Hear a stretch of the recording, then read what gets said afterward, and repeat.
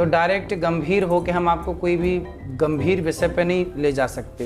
हंसते हंसाते ज़िंदगी में बड़ी बड़ी बातें समझ लेनी चाहिए और समझा देनी चाहिए। लोग हमें पोकी बाबा इसलिए कहते हैं क्योंकि बड़ी बड़ी गंभीर गंभीर बातें हंसते हंसाते लोगों को समझ में आ जाती हैं। बिल्कुल। आप हमेशा से ही वृंदावन के ही हैं? नहीं, मेरा जन्म जबलपुर मध्य प्रदेश, एक गांव छोटा सा रेउंझा, वहाँ से हूँ मैं।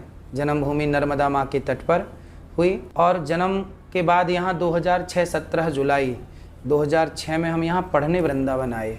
और पढ़ने जब आए तो पढ़ करके फिर यहाँ से चले गए। फिर बिहारी जी को लगा कि यहाँ सेवाओं की ज़रूरत है, क्योंकि वृंदावन धाम बड़ा है, भक्त हजारों लाखों दुनिया भर से लोग आते हैं। भोजन कैसे मिलेगा, कौन कराएगा? तो सब भक्तों को भोजन प्राप्त हो यहाँ, उनके लिए बिहारी जी ने दास को यहाँ सेवा दे रखी है। लोग आज भी बहुत सारे लोग अपमान करते हैं, गाली देते हैं, उल्टी बातें बोलते हैं, पर चुप रह करके जीवन में हर परिस्थिति में अपने कर्तव्य के पथ पर आगे बढ़ना है।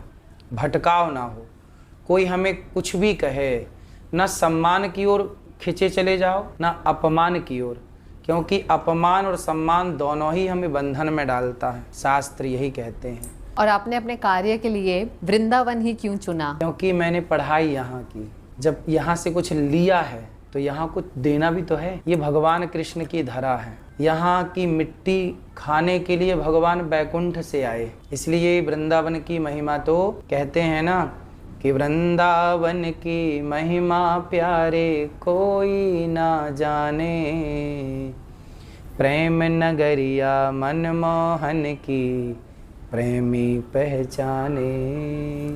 ये वृंदावन तो साक्षात भगवान की ही पवित्र बैकुंठ की ही एक धरती ये है, अर्थात इसे बैकुंठ ही कहिए। मैं ये जानना चाहूंगी कि आपने जो टीका लगाया है इसका भी कोई सिग्निफिकेंस है? हमारा केंद्र भ्रकुटी है, यहाँ है, पॉजिटिविटी तो है ही, यहाँ पे होना चाहिए, साइंटिफिक ये कहता है, पर वास्तविक में ये है कि तिलक हम सनातनियों की पहचान है। जैसे मुसलमान टोपी लगाते हैं, हम तिलक लगाएं, सिखा रखें, ये हमारी पहचान है। ये देखिए जो इसे बोलते हैं ऊर्ध्व पुंड्र, ये जो दो ऊपर खड़े दिखाई पड़ रहे हैं ये दोनों भगवान श्रीमन नारायण के चरण हैं। तो बीच में जो लाल है वो माता लक्ष्मी है, चरणों के बीच में।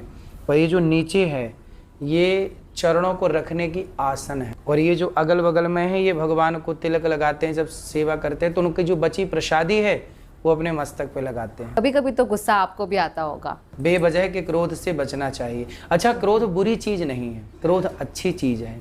भीष्म पितामह को क्रोध नहीं आया था जब द्रौपदी के कपड़े उतारे जा रहे थे, वहां उनको क्रोध आना चाहिए था।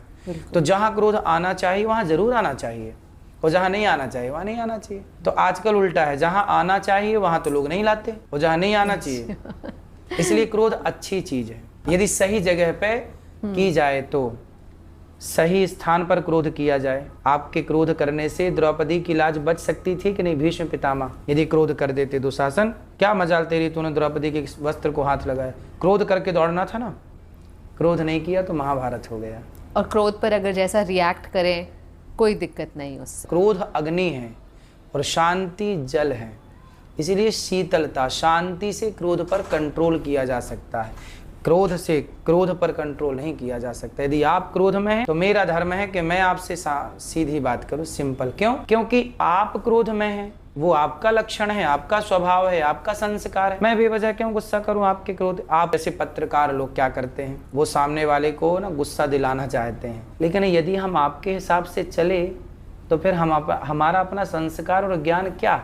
बिल्कुल। इसलिए हम आपके हिसाब से क्यों चले? आप कितना भी क्रोध दिलाइए पर हम अपनी शांति में रहेंगे। पांव पकड़ के खींच रहा है, आपको परेशान कर रहा है, लेकिन आप फिर भी शांत हैं। कहते ना, दुष्ट अपनी दुष्टता नहीं छोड़ता तो सज्जन को भी अपनी सज्जनता नहीं छोड़नी चाहिए। इसका एक उदाहरण है कि एक बिच्छू जानते हैं? हाँ जी। डंक मारती है।